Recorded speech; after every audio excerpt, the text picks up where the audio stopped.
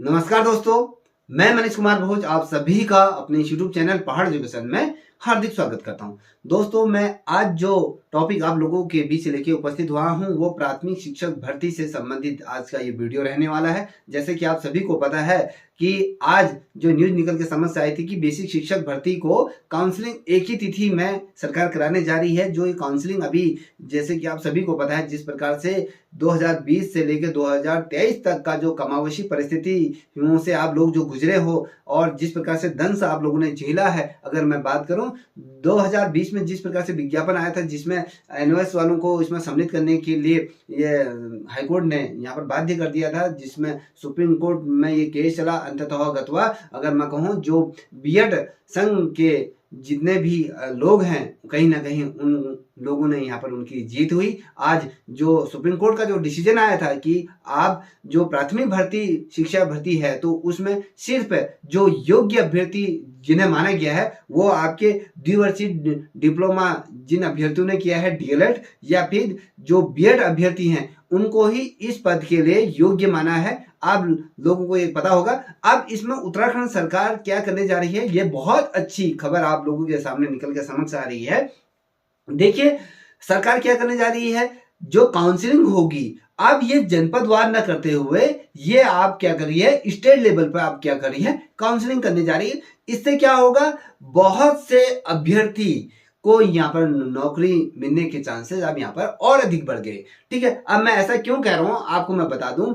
क्या हुआ था जब 2020 का जब विज्ञापन आया था तो उस समय क्या हुआ था, लोगों ने एक फॉर्म को 8-9 जनपदों से एक व्यक्ति ने अलग अलग जगहों से क्या कर दिया, अपना फॉर्म फिलअप कर दिया है। ऐसी कंडीशन में क्या होता है, जब आपने देखा होगा इसमें जो 1800 लोगों की जहाँ पर प्राथमिक स्तर पर जब भर्ती हुई थी तो उसमें क्या होता है, एक अभ्यर्थी का 4-5 जनपदों में यहाँ पर क्या होता है सिलेक्शन हो जाता है। मान लीजिए मैंने फॉर्म भरा है, मैंने 10 जनपदों से अगर मैंने फॉर्म भरा है तो मेरा 4 जनपदों में अगर मेरा नाम आ गया है तो क्या होगा, उससे मैं मेरी जो मन पसंदीदा जगह होगी मैं वहां से क्या करूंगा, वहां से अपॉइंटमेंट लूंगा और जो 3 जगह से मेरा जो सिलेक्शन हुआ है वो पद क्या हो जाएंगे, ब्लॉक हो जाएंगे, जिसकी वजह से अन्य अभ्यर्थी उस पद पर नहीं आ सकता। तो वो लंबे समय के लिए क्या हो जाएंगे, ब्लॉक हो जाएंगे, वो पद फिर दोबारा आने का नाम नहीं लेते। तो कहीं ना कहीं सरकार ने यहाँ पर अब जो जिले स्तर पे क्या होती थी काउंसलिंग होती है, मान लीजिए अल्मोड़ा की है या पिथौरागढ़ की है या उधम सिंह नगर की है या कहीं फिर हरिद्वार या आप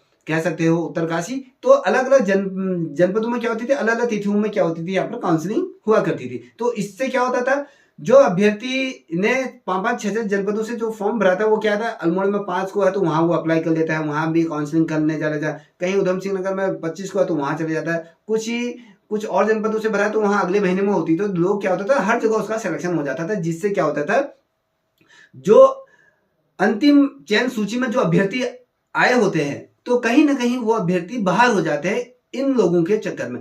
अब सरकार क्या करनी है, इसको एक जगह क्लॉक करने जा रही है, एक जगह काउंसलिंग होगी संपूर्ण प्रदेश में। क्या होगी, एक जगह पर यहाँ पर काउंसलिंग सरकार करने जा रही है। इससे फायदा क्या होगा कि जो रिक्त पद हैं, कितने रिक्त पद हैं, किसके सापेक्ष कितने लोगों की नियुक्ति होगी है, इस पर रूप से खाका हमें तैयार होकर मिल जाता है कि कितने पदों में यहाँ पर अभी नियुक्ति होगी। साइंस की अगर बात करूँ, आर्ट्स सब्जेक्ट से कितने लोगों के यहाँ पर नियुक्तियां हो चुकी है, एक पारदर्शिता से यहाँ पर चीजें हो जाती है। देखिए आप मेरे यहाँ पर आप देख पा रहे होंगे, यहाँ पर मैंने इसका स्क्रीनशॉट शेयर किया हुआ है। तो यहाँ पर आप देखिए, मैं आपको पढ़ के सुनाता हूँ। आप यहाँ पर देखिए, बेसिक शिक्षा भर्ती को काउंसलिंग एक ही तिथि को यहाँ पर राज्य सरकार करने जा रही है। बहुत अच्छा डिसीजन ये दिया है, कहीं ना कहीं आप लोगों के लिए खुशी का क्षण है। देखिए बेसिक शिक्षकों की भर्ती में अब से काउंसलिंग एक ही दिन और एक ही तिथि को यहाँ पर आयोजित कराई जाएगी।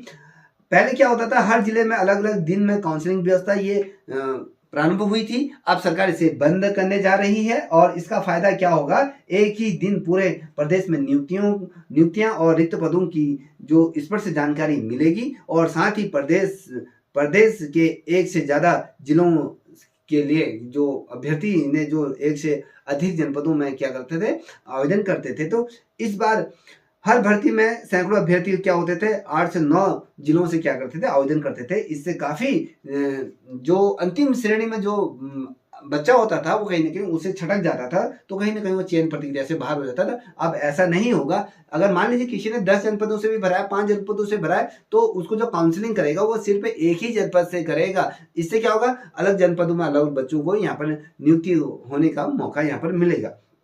अब देखिए, जैसे कि धन सिंह राव जी ने स्पष्ट कर दिया है कि जो सुप्रीम कोर्ट से जो आदेश आया था उत्तराखंड और अन्य राज्यों के लिए कि भैया यहाँ पर जो 800 पदों में जो वैकेंसीज अभी नियुक्तियां होनी है, वहाँ उसमें जो रोक लगी हुई थी, तो अब वो बहाल हो जाएगी, क्योंकि जो सुप्रीम कोर्ट का जो आदेश था वो आपके मेल के माध्यम से तो आ गया। अब उसकी सॉफ्ट कॉपी, हार्ड कॉपी आपके सरकार के पास पहुंच जाएगी। तो इसी महीने आप लोगों की काउंसलिंग की तिथि भी आ जाएगी, और मुझे लगता है कि नए साल में आप लोगों को एक तोहफा सरकार देने जा रही है, और नए साल में आप लोगों को नियुक्तियां यहाँ पर देखने को मिलेगी। कहीं ना कहीं आप लोगों ने जो इंतजार किया था, कहीं ना कहीं वो सार्थक हुआ।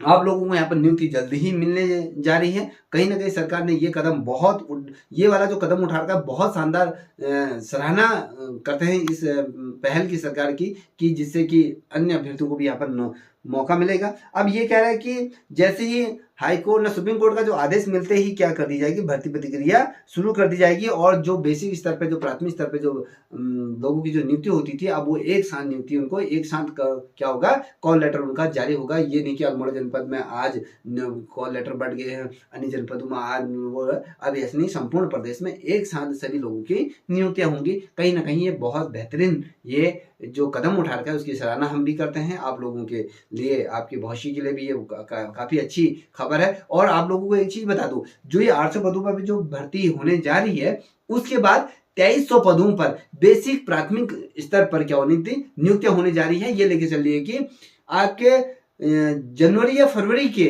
मिड वीक में आपको 2300 पदों पर क्या होगा, यहाँ पर भर्ती प्रक्रिया का विज्ञापन प्राथमिक स्तर पर देखने को मिलेगा। अब कैसे, देखिए इस समय बहुत से लोग क्या हुए, रिटायरमेंट ले लिया है, किन्हीं का क्या हो गया, प्रमोशन होके आप एलटी कैटेगरी में चले गए, एलटी ग्रेड के अंदर चले गए। अब क्या है, प्राथमिक स्तर पर जो पद हैं वो अधिक मात्रा में यहाँ पर रिक्त हो चुके हैं। और मैं आपको एक चीज और बता दूं, सरकार एक डिसीजन और लेने जा रही है।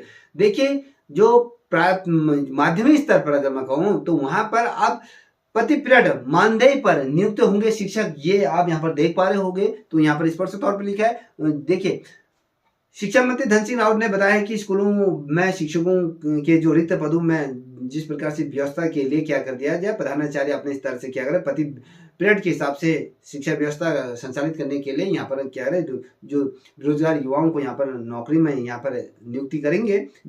इससे क्या होता है, जो मेडिकल में चले जाता है, जो सीसीएल में चले जाते हैं, तो इससे क्या होता था, तो उस सब्जेक्ट में विशेष रूप से जो शिक्षा होती थी वो पूरी तरह से प्रभावित हो जाती थी। तो अब इस कंडीशन में क्या होगा, उन बच्चों को क्या कर दिया जाएगा, यहाँ पर नियुक्ति दी जाएगी। ठीक है, सरकार को पहले तो प्रयास ही करना चाहिए कि आपके आरटी का विज्ञापन निकालना चाहिए, एकदम सही तरीके से जो परमानेंट विज्ञापन निकालना चाहिए। इससे क्या होगा, इन जो बेरोजगार युवा हैं, कहीं ना कहीं इनका उत्पीड़न होगा। तो आई होप मेरे द्वारा जो दी गई जानकारी से आप लोग संतुष्ट होंगे। यदि आप लोगों को ये जानकारी पसंद आई हो तो प्लीज इस चैनल को लाइक, शेयर, सब्सक्राइब अवश्य करें, साथ ही अपने दोस्तों को साझा करें। तब तक के लिए इतना ही। जय हिंद, जय भारत, जय उत्तराखंड।